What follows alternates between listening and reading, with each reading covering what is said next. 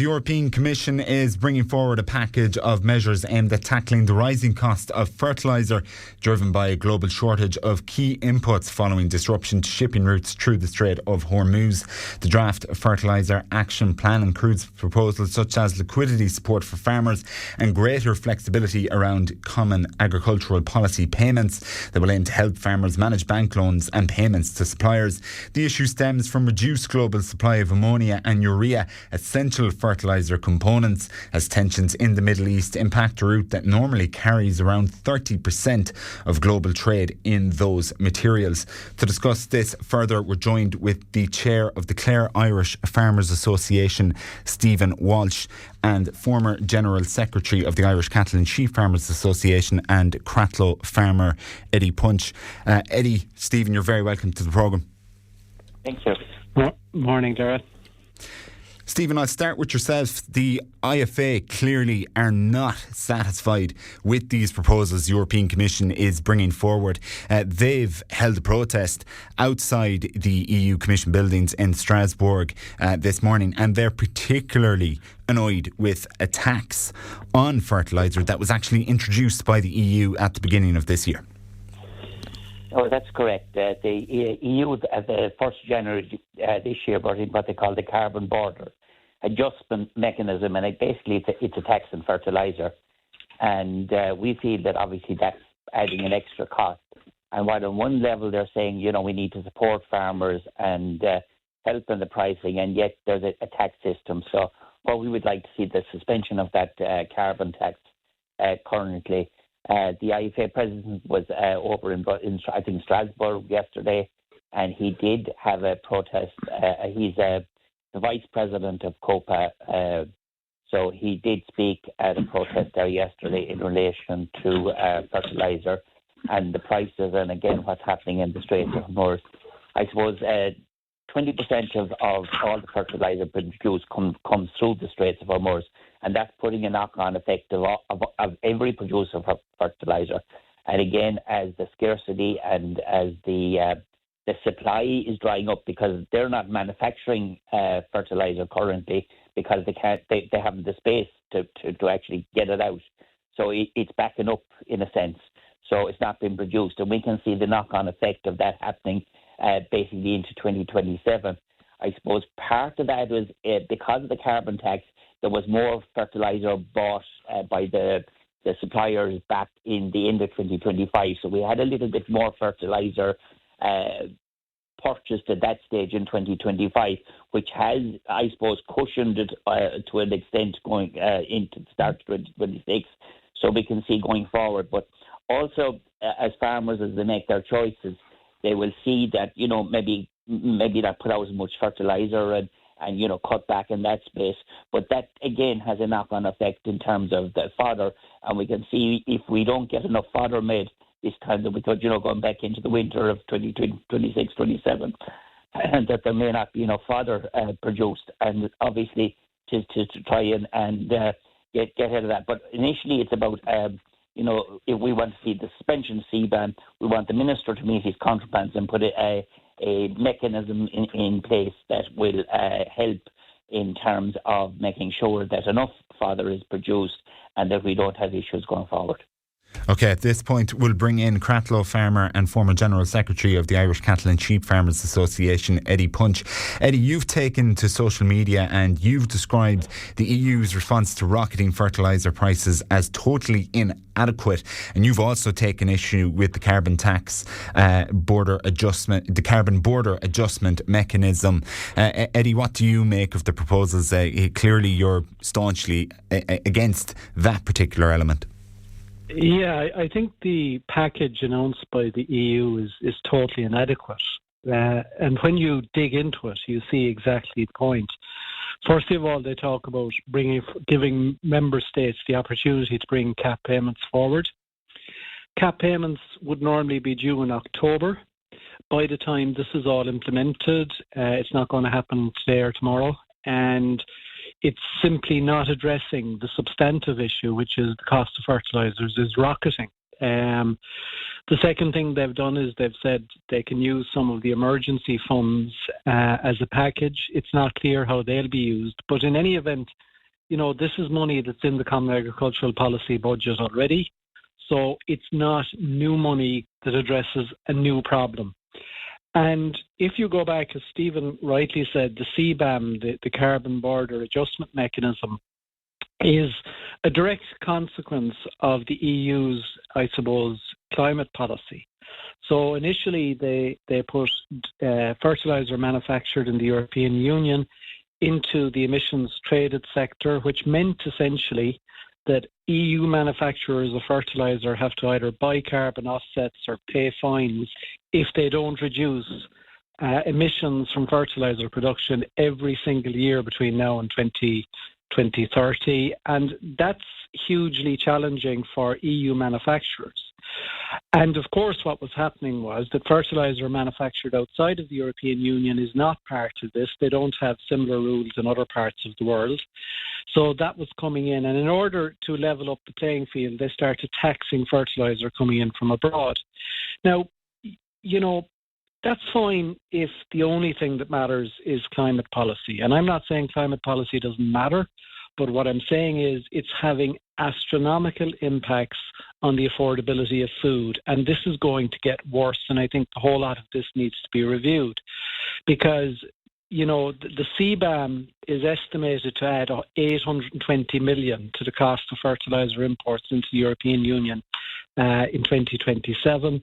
But that keeps rising. And by 2034, it will be estimated to add an extra 3.2 billion to the cost of fertiliser imported to the EU.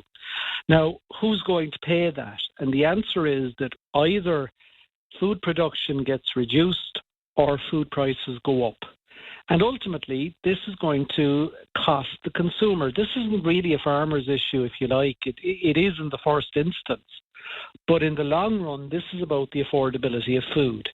And what we've seen here is carbon taxes again without any consideration on inflation and the cost of living. And I think this needs to be completely looked at again, because what the EU has proposed is really burying its head in the sand and refusing to acknowledge that, at a time where we have bombing going on all over the world, imposing taxes on fertilisers, I don't think it's making any difference in climate, to be honest. Okay, and Stephen, I'll just bring you in here for a moment. Eddie mentioned there that these costs will inevitably have to be passed on, and that's either going to mean the increased cost of food at the counter for the regular person who has to buy it, or farmers are going to scale down their operations. What feedback are you getting from your members? Are some of them doing that already? Well, I suppose, you see, the main producers, the dairy guys, they know if they scale back, there's less production. There's less production, they have less money. So it's. But I suppose the problem at the moment is the cost of this, and even Minister Hansen, the Commissioner Hansen had said, at the moment the reduction with the farmers are carrying that cost, and we'll say as price takers, we don't have the opportunity of actually pushing on that cost. But the other option then is they go out of business. And, now you don't have food. And it's about the Commission, government sitting down and coming up with, realising that we need security of food.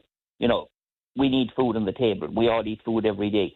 And if you allow that to escalate in price, two things will happen. The food won't get produced, or you have to find some mechanism of trying to keep that food cheaper. And that's why we're proposing currently that the carbon border adjustment mechanism should be postponed.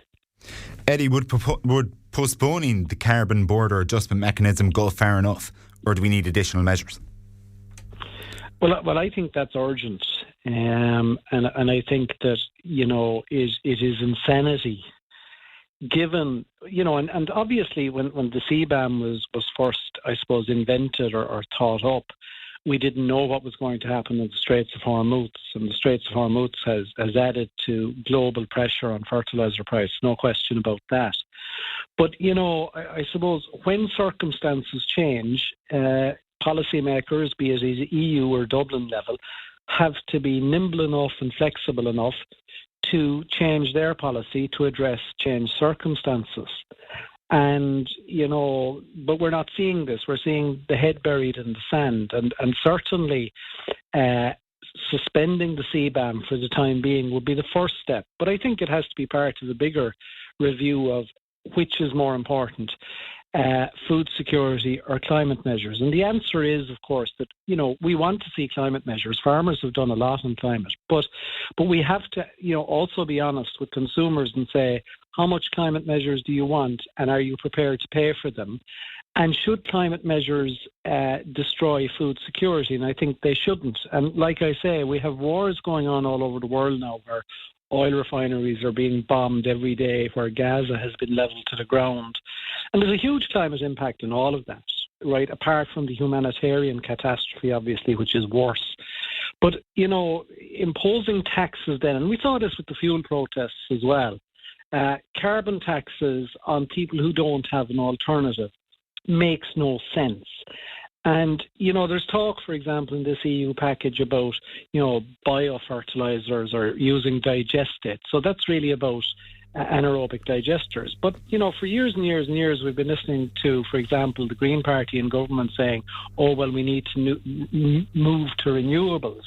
But there has been no progress made in anaerobic digesters in Irish agriculture. And even now, if there was, you'll have any amount of objections to the planning permission. So we're years away from being able to use, biofertilizers. It's just not going to happen overnight. And yes, it should be part of a long-term plan. I don't have any problem with that. But we need, again, at a European level to look at why are we so dependent on importing fertilizers from outside of the European Union? Is our climate policy in the European Union, which you don't have in other parts of the world, is that just causing us economic self-harm? And how much more do we think we can add to the cost of living, whether that be fuel prices at the pump or the cost of the dinner on the table, all of which is happening by, the Green Deal and the EU climate policy trumping everything else. And I think it's time for a review of all of that.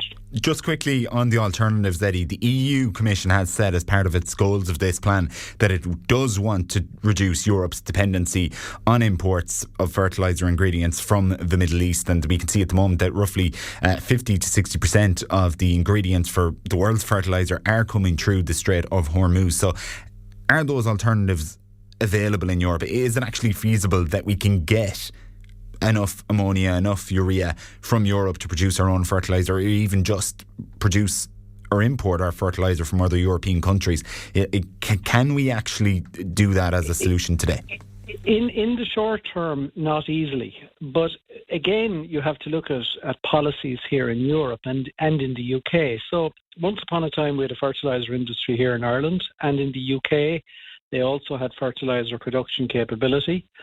All of that fell by the wayside because it cost too much. Part of the reason for that, of course, is energy costs in the likes of the UK and Ireland and Europe.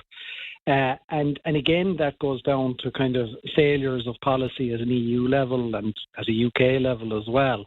But I think,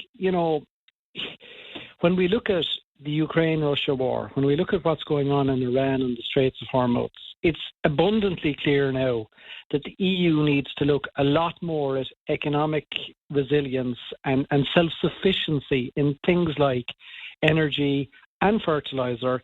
And we need to, instead of trying to put all of the kind of energy and fertiliser businesses, to make it unviable here, because that's what we're doing with Green Deal policy. We're making it impossible for people to economically produce these at an affordable cost. But what are we doing? We're importing it from outside of the European Union, and then we're pretending we're great boys when it comes to climate policy. But in reality, we're importing, and the same thing obviously happens with the import of Brazilian beef. It's, let's reduce production in Europe, and then we can say, we've reduced our emissions, and then we import the products from abroad. That's insanity, and we've really got to stop doing that.